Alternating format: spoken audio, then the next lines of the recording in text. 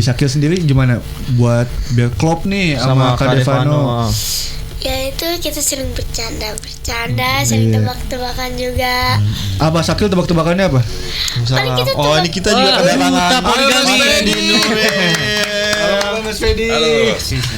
Silakan Mas Fedi.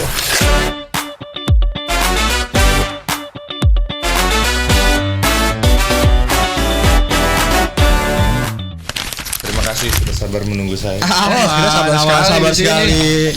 Nah, kita udah kedatangan salah satu case-nya dari film Pangku juga, Mas Fedi Nuril. Mas Fedi di sini sebagai apa, Mas Fedi? Di sini aku berperan sebagai Hadi. Hadi ini dia seorang supir truk pengantar ikan. Iya. Yang sehari-harinya ya bekerja sebagai supir truk.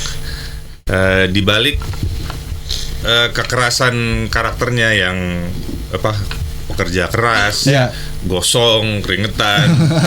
Sebenarnya dia itu kesepian dan merindukan memiliki sosok keluarga yang utuh. Oke. Lalu bertemulah dengan Sartika dari Claresta.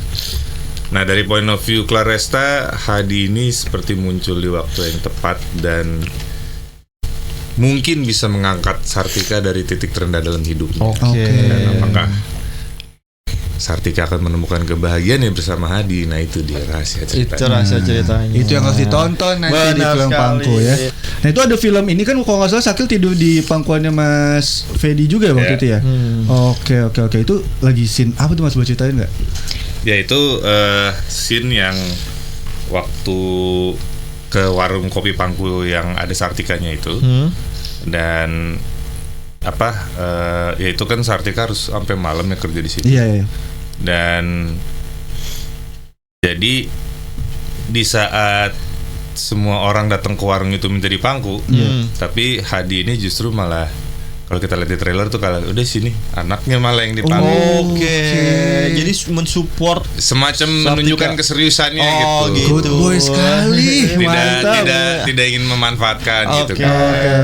Oke. Nah, makanya di situ mulai muncullah konflik di pikiran Sartika, loh kalau yang ini beda ya. Iya. Tapi dari pekerjaannya Sartika kan ya begitu kan, dengan harus di warung kopi yang memangku juga. Itu point of view-nya Hadi itu gimana melihat itu, Mas? Nah, ini point of view-nya Hadi dan yang gua belajar dari waktu selama syuting di sana ya. Jadi orang-orang kaum marginal atau miskin ini memang fokus utamanya adalah hari ini bisa makan. Itu aja. Yang paling utama buat mereka, karena memang itu daerah yang miskin, nggak banyak pilihan, nggak banyak kesempatan. Jadi melihat hal-hal gitu tuh nggak ada yang judgmental gitu. Karena semuanya mengerti kita ini lagi bertahan hidup. Jadi kadang nggak ada pilihan dan kita cuma bisa melakukan apa yang bisa dikerjain aja. Makanya ya melihat itu ya simpati gitu. Ini ibu tunggal punya anak dan dia tetap harus bekerja. Gini, gue nih yang udah nikah, udah punya anak 3. Menurut gue pekerjaan ibu rumah tangga itu berat benar. Nggak ada liburnya. Iya benar. Apalagi kalau ditambah harus bekerja untuk mencari uang. Itu double kan. Makanya itu adalah mindset yang gue pakai waktu memerankan Hadi. Dan setelah sampai di lokasi melihat, ya orang-orang ini ternyata fokusnya bertahan hidup dan nggak ada yang judgmental lah melihat kayak gitu-gitu. Karena kita sama-sama kondisinya sama, bertahan hidup. Ya udah, tapi karena Hadi ini ingin memiliki keluarga, lihat anaknya kasihan, belum bisa tidur karena ibunya masih kerja. Jadi sini tidur di pangkuannya aja. Oke, ini pertanyaan terakhir nih. Mungkin pesan yang paling utama yang mau disampaikan dari film Pangku ini sebenarnya apa sih, teman-teman? Apa? Bagaimana kita bisa menghargai ibu kita sebegitu besar? Bagaimana kita bisa menghargai ibu kita sebagai seberapa besarnya? Pelan-pelan Mas. Ya karena ibu tuh udah melahirkan kita juga. Iya benar. Surganya kita juga gitu kan. Jadi harus diapresiasi harus sayang selalu dengan ibunya. Benar. Kalau dari Mas Fedi? Mungkin kalau aku share rasa pribadi ketika nonton film ini ya. Gue tuh pertama kali nonton Pangku tuh waktu di Busan itu, pertama kali world premiere kan. Jadi ya benar kata Devano tadi bahwa perempuan itu adalah makhluk kekuatan super.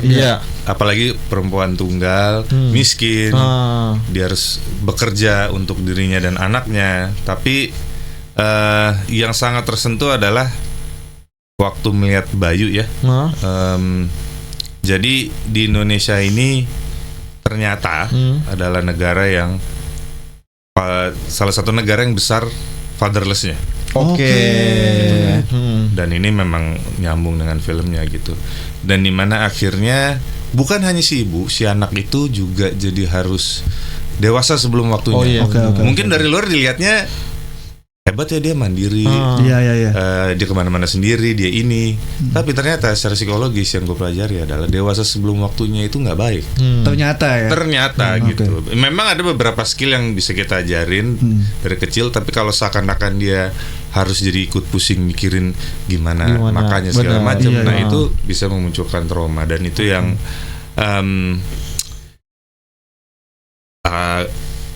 aku pribadi berharap semoga ya Indonesia juga nggak fatherless lagi seperti itu ya.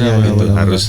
Jadi makanya kalau mau berkeluarga dan memutuskan punya anak harus dipikirin matang-matang. Betul banget. Itu pesannya Feliz. Dari Syakil mungkin ada mau ditambahin nggak?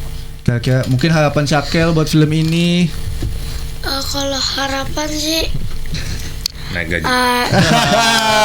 dapat film-film lain ya gitu ya. Aku berharap kalau film ini itu aku cuma berdoa sama Tuhan sama Allah aja. Kalau biar film ini bagus ditonton banyak orang juga. Amin. Bener naik gaji berarti. Filmnya bagus, nonton banyak. Nah, ini kan kan dapat bonus tuh biasanya ya kalau nontonnya banyak. Buat ini Syakil, ajak buat listeners buat nonton film Pangku ini. Mulai tayang kapan? Filmnya tayang boleh dibantu Mas Fedi atau film Pangku. Film Pangku tayang 6 November di bioskop. 6 November 2025 di bioskop kesayangan Anda. Jangan lupa nonton film Pangku, karena ini juga karya terbaru dari Reza Dian, karya debut. Benar.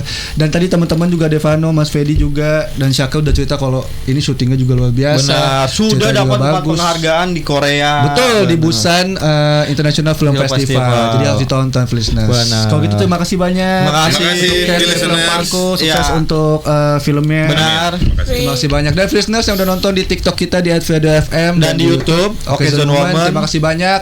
Kalau gitu gue Hafiz, gue Abdul pamit, dan Kes Film Pangku juga pamit. Bye.